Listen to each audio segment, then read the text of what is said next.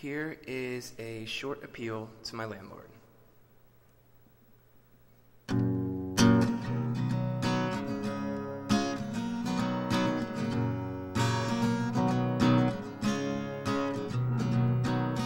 I want a kitty in my condo, landlord. I'd feed and water it every day. Probably I need a kitty in my condo, landlord. What the fuck's the safety deposit for anyway?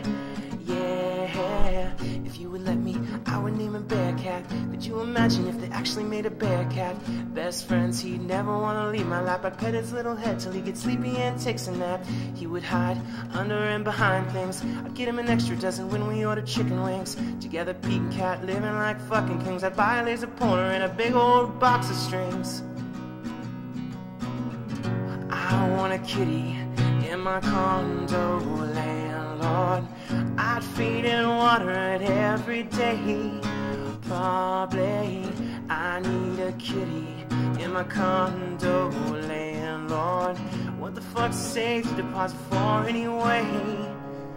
Yeah.